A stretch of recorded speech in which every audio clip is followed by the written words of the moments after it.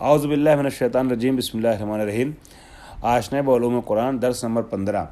ہم نے گزشتہ درس میں مولا کائنات کے ذریعے سے مرتب کیے جانے والے مصحف کا تذکرہ کیا تھا اور یہ بیان کرنا چاہا تھا کہ سب سے پہلی شخصیت کہ جس نے قرآن مجید کو مرتب کیا ہے نبی اکرم کے جانے کے بعد، وہ ذات جو ہے وہ مولا کائنات کی ہے، اور مولا کائنات کو خود حضور سرور کائنات نے اس کام کے لیے مأمور کیا تھا، ذمہ داری سونپی تھی کہ قرآن تم کو آپ کو علی مرتب کرنا ہے۔ مولا کائنات اس کام کو انجام دیا۔ اب جو مولا کائنات کا مصحف تھا وہ کیا ہوا، اس کو آگے بیان کیا جائے گا۔ ابھی پہلے یہ دیکھ لیے کہ مصحف علوی کی خصوصیت کیا کیا ہیں۔ پہلی خصوصیت میں نے بتائی کہ مکی سورے پہلے تھے جو پہلے نازل ہوئے، مدنی سورے بعد میں تھے۔ آج ہمارے جو سامنے قرآن ہے اس کا برعکس، آج ہم دیکھتے ہیں سورہ بقرہ وغیرہ، سورہ آل عمران اور سورہ نساء وغیرہ احکام پر مشتمل سورے یہ بعد میں ہیں، یہ پہلے ہیں، اور مکی سورے جو پہلے نازل ہوئے وہ بعد میں ذکر کیے گئے ہیں 30ویں 28ویں پارے وغیرہ میں۔ تو یہ سب ہم دیکھ رہے ہیں، سورہ علق وغیرہ ہے، سورہ کیا نام ہے مدثر وغیرہ، یہ سب بعد میں ہے۔ لیکن حضرت علی نے ویسے ہی رکھا تھا ترتیب سوروں کی قرآن میں اپنے مصحف میں جیسے نازل ہوئے، تو اس سے آسانی ہوتی مراحل تشریح احکام کو سمجھنے کے لیے کہ کون سا حکم پہلے نافذ ہوا، کون سا حکم بعد میں نافذ ہوا، آیت کون سی ناسخ ہے کون سی منسوخ ہے۔ اب پتہ چلا منسوخ آیت جو ہے وہ بعد میں آ رہی ہے، ناسخ آیت پہلے آ رہی ہے، تو اس کو سمجھنا دشوار ہے کہ اس آیت نے اس آیت کے حکم کو منسوخ کیا ہے کہ نہیں کیا ہے۔ بحثیں ہو رہی ہیں، یہ بحثیں نہیں ہوتی اگر قرآن مجید کو اسی ترتیب سے رکھا جاتا جس ترتیب سے نازل ہوا تھا۔ دوسری چیز حضرت علی قرآن کی خصوصیت کیا ہے کہ اس میں قراءت آیات جو ہے وہ پیغمبر اکرم کے زمانے میں کی گئی اصلی قراءت جو ہے اس کے اعتبار سے آپ نے سنا ہوگا قراء سبا، بعد میں کیا ہوا، کوئی کسی طریقے سے قرآن پڑھ رہا ہے، کوئی کسی طریقے سے قرآن پڑھ رہا ہے، کوئی کسی لفظ کو کسی طریقے سے پڑھ رہا ہے، کوئی کسی لفظ کو کسی الگ الگ طریقے سے لوگ قرآن پڑھنے لگے۔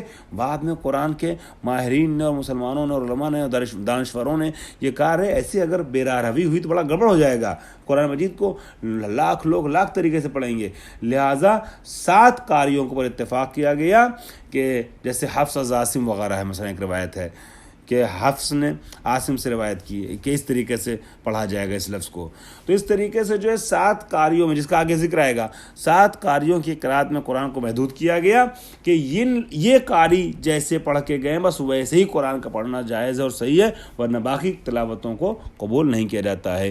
یہ جو حالات بنے کہ ہر قاری اپنے اعتبار سے پڑھ رہا ہے، سب کی الگ الگ قراءت، اور ابھی بھی حد بندی کے باوجود 7 طریقے کی قراءتیں ہیں جس میں آپ یقین نہیں کر سکتے ہیں کون سی واقعی اور صحیح قراءت ہے۔ یہ مشکل نہیں ہوتی اگر حضرت علی علیہ السلام کے قرآن کو لے لیا جاتا، چونکہ حضرت علی نے قرآن مجید کو اسی قراءت کے اعتبار سے، قراءت نہیں پڑھنے طریقہ، مثلا مجراہا وہ مجریہا ہے یا مجراہا ہے، بسم اللہ ہے و مجراہا، یہ مجراہا پڑھا جائے گا، مجرہا پڑھا جائے گا، کیا پڑھا جائے گا۔ ایک مثال میں دے رہا ہوں، یہ جیسے حضرت علی نے جیسے نازل ہوا تھا اور جیسی قراءت نبی زبان تھی اسی اعتبار سے اپنی کتاب میں مرتب کیا تھا، ٹھیک ہے۔ تو یہ ایک خصوصیت تھی، اختلاف قراءات کا مسئلہ پیش نہ آتا اگر حضرت علی کے مصحف کو قبول کر لیا جاتا، اور اس طریقے سے آیات کی تفسیر صحیح طور پہ کرنا بھی آسان ہو جاتا اور معنی تغییر نہیں ہوتے، جو کہ جیسے جیسے تلاوت قراءت کو الگ الگ طریقے سے کیا جا رہا ہے، انجام دیا جا رہا ہے، الگ الگ پڑھا جا رہا ہے، ویسے ویسے تفسیر و معنی بھی کرنا پڑ رہا ہے۔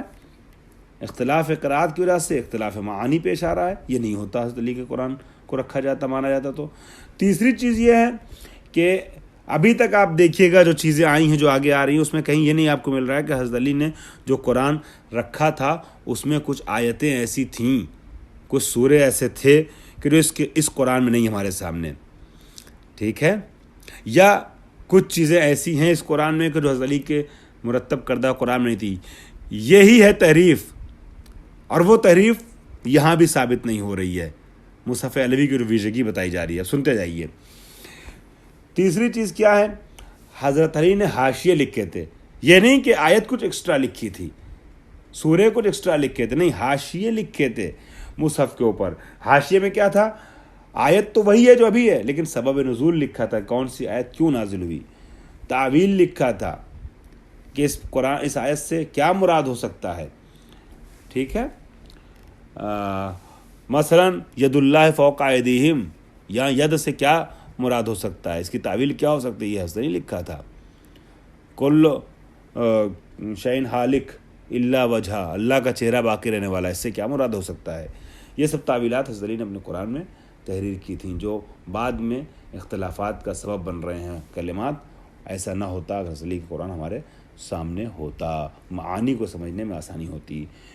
ٹھیک ہے، یہ حاشیے جو ہیں سبب نزول کو بھی اپنے اندر سمیٹے ہوئے تھے، تعویل آیات کو بھی، اس کے بعد جو ہے اس کے علاوہ فہم مفہوم قرآن کے اندر مؤثر ہیں کہ قرآن آسانی سے سمجھا جاتا اگر یہ حضرت علی کے ذریعے لکھے گئے اسباب نزول اور تعویل آیات کو دیکھا جاتا تو. ٹھیک ہے، یا اچھا اب تعویل ہے کیا، تعویل کی مثال تو میں نے دے دی.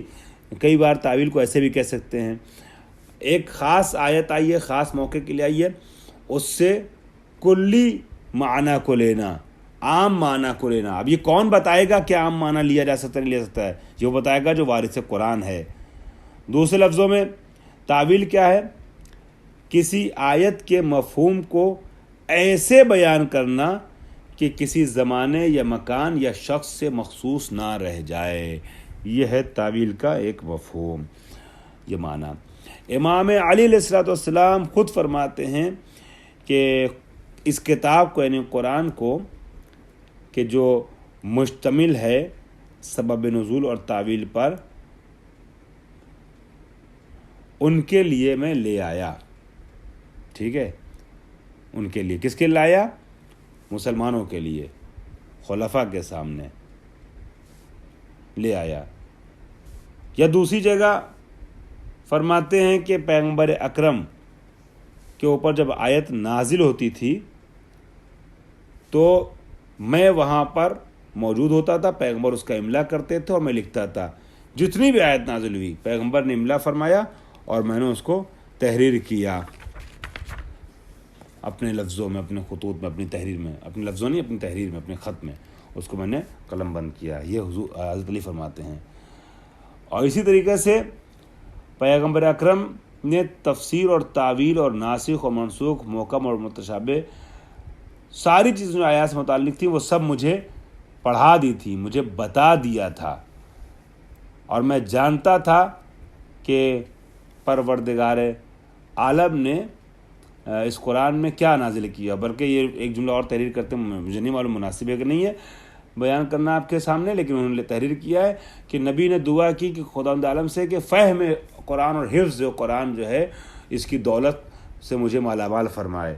اور میں قرآن، نبی کی دعا کے نتیجے میں قرآن مجید کو حفظ بھی کیے ہوئے تھا اور اس کے معنی کو بھی پورے طور سے سمجھتا تھا.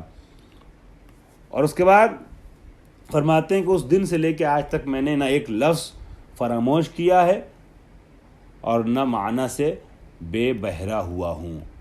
سارے الفاظ مجھے یاد ہے جو نازل ہوئے اور سارے مفاہیم جانتا ہوں آیات کے کہ جو مراد خداوندی ہیں.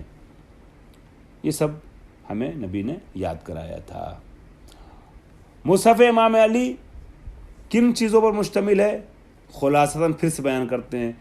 کچھ نکات اس میں تھے، کچھ شرحیں تھیں آیات کی اور سوروں کی. ٹھیک ہے، تفسیر تھی، تبیین آیات یعنی آیات کی تفصیل بیان کی گئی تھی.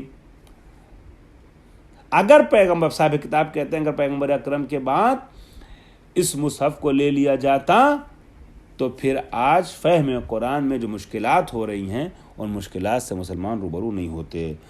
اب ایک ہیڈنگ، سر انجام مصحف امام علی. امام علی کی کتاب کا نتیجہ کیا ہوا، انجام کیا ہوا، سر انجام اس کا اینڈ کیا ہوا.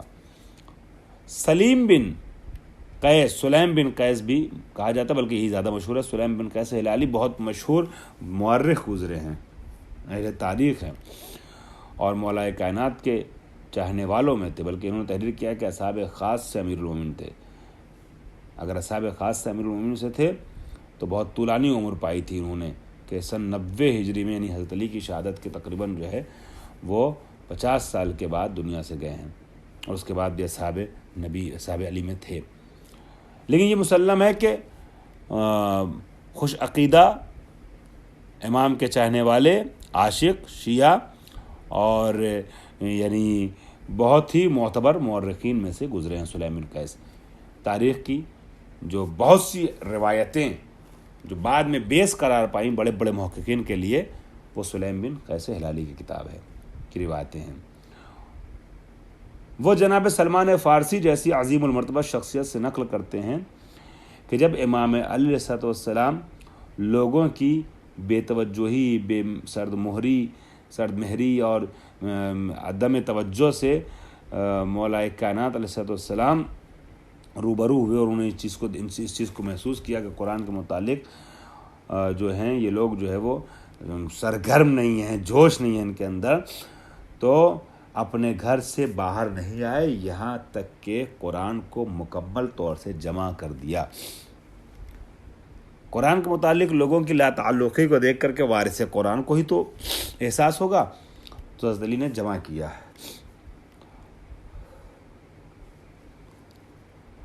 قرآن حضرت علی کے جمع کرنے سے پہلے کاغذوں پر، تختوں پر، اسپورٹ پر لکھا ہوا پتوں پر موجود تھا، لیکن حضرت علی نے ایک کتاب کی شکل اختیار کری۔ قرآن کو جب مرتب کر لیا، جمع کر لیا، تو دربار مسجد میں لے کر کے آئے، اور مسجد میں اصحاب کے موجودگی میں خلفاء کے سامنے، خلیفہ اول کے سامنے، خلیفہ اول کے دور میں، معذرت چاہتا ہوں مجھے تھوڑا سا زکام ابھی محسوس ہو رہا ہے، بہت معذرت۔ تو مولا کائنات نے مسجد میں پیش کیا۔ خلیفہ اول کے اطراف میں جو لوگ تھے ان میں سے کسی ایک نے حضرت علی کو عجیب جواب دیا۔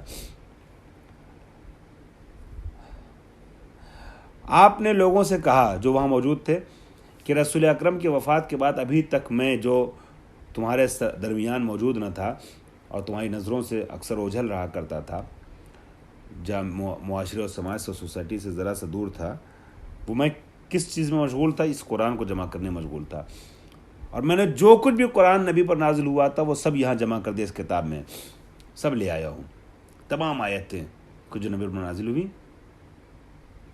نبی نے میرے سامنے پڑھا، اس کی تفسیر و تعویل بیان کی، اور میں نے اس کو لکھ دیا یہاں پر، تاکہ تم یہ نہ سمجھنا کہ ہم اس چیز سے کبھی غافل تھے، اور کہیں نہ کہیں فرمانا چاہ رہے تھے کہ غافل نہ ہو جاؤ۔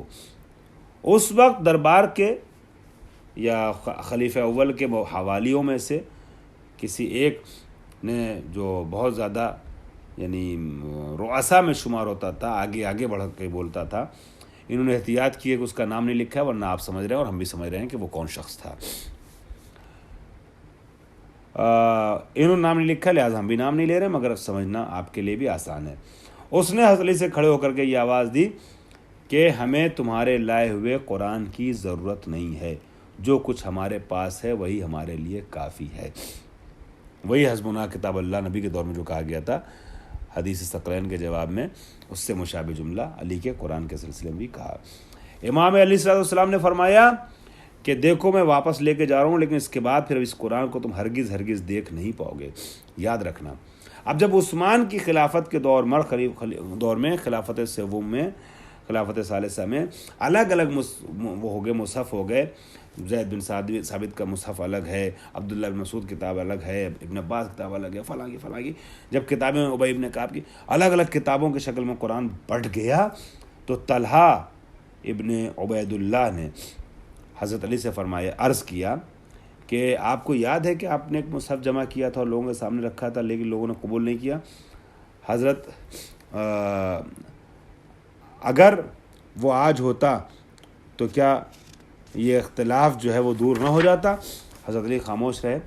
اس نے جب دوبارہ اس سوال کو دہرایا تو حضرت علی صلی اللہ علیہ وسلم اس سے کہتے ہیں کہ یہ جو قرآن تم دیکھ رہے ہو تمہارے سامنے جو ہے، کیا پورا قرآن نہیں ہے؟ طلحہ نے کہا کہ ہاں پورا قرآن تو ہے۔ تو حضرت نے فرمایا جب پورا قرآن ہے تو اس کے بعد پھر اس قرآن کی تمہیں ضرورت نہیں ہے جو میں لے کے آیا تھا، اگر اسی پر عمل کرو گے تو کامیاب ہو جاؤ گے، ٹھیک ہے؟ اب اس کے بعد کیا جملہ ہے اس کو میں اگلے درس میں بیان کروں گا۔ واخر دعوانا الحمدللہ رب العالمین۔